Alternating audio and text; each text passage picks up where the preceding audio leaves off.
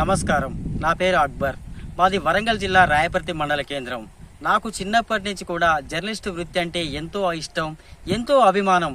ఏ విధంగానైనా జర్నలిస్ట్ కావాలనుకున్నాను. 2003లో నా డిగ్రీ పూర్తి అయిపోయిన తర్వాత ఏ విధంగా ఎలాంటి జాబ్ల కోసం వెతుక్కోకుండా జర్నలిస్టే కావాలనేటువంటి ఆలోచనతో పలు పత్రికలలో ప్రయత్నాలు చేయడం అనేటువంటిది జరిగింది. అప్పుడు నాకు లభించినటువంటిది ప్రజాశక్తి పేపర్లో రిపోర్టర్గా చేసేటువంటి అవకాశం. ఇప్పుడు ప్రస్తుతం అయితే ప్రజాశక్తిని నవ తెలంగాణ పేరుతో పిలుస్తున్నారు. అందులో 2003 నుంచి 2005 వరకు పనిచేస్తున్నటువంటి క్రమంలో నాకు ఈనాడులో అవకాశం రావడం అనేటువంటిది జరిగింది. అందులో చేరాక 2006 సంవత్సరంలో నన్ను ఈటీవీలోకి కూడా తీసుకున్నారు. ఈటీవీలో అనేక రకాలైనటువంటి కథనాలు చేసేటువంటి అవకాశం ఉన్నప్పటికీ కూడా ఎక్కువగా నన్ను జై కిసాన్ ప్రోగ్రాం ఆకర్షించడం అనేటువంటిది జరిగింది. అందులో వందలాది కథనాలు అక్బర్ పేరుతో వచ్చేటువంటి ఆ కథనాలన్నీ కూడా నేను చేసినటువంటివి. ఈ క్రమంలో నాకు అనేక రకాలైనటువంటి సైంటిస్టులతో కానీ లేక వ్యవసాయాధికారులతో కానీ ఇలా రైతులతో కానీ అనేక రకాలైనటువంటి పరిచయాలు ఏర్పడడం అనేటువంటిది జరిగింది. రైతుల ఇబ్బందులు కానీ వారు ఎదుర్కొంటున్నటువంటి అనేక రకాలైనటువంటి అవస్థలు కానీ లేక వారికి రావాల్సినటువంటి పథకాలు కానీ ఇలా అనేక రకాలైనటువంటి వాటిపై కథనాలు చేస్తూ వచ్చాను.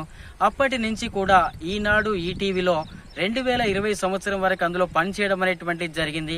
ఆ తర్వాత ఏపీ 24x7లో రైతు రథం ప్రోగ్రాంలో 2 సంవత్సరాల పాటు చేయడం అనేటువంటిది జరిగింది. ప్రస్తుతం కూడా పలు రకాలైనటువంటి టీవీలకు కథనాలు అందిస్తూ వస్తున్నాను. ఇదే క్రమంలో ఇప్పటి రోజుల్లో అయితే ట్రెండింగ్లో ఉన్నటువంటి యూట్యూబ్ ఛానల్, సోషల్ మీడియాలు ఎన్నో రకాలుగా ముందుకు పోతున్నటువంటి తెలిసిందే.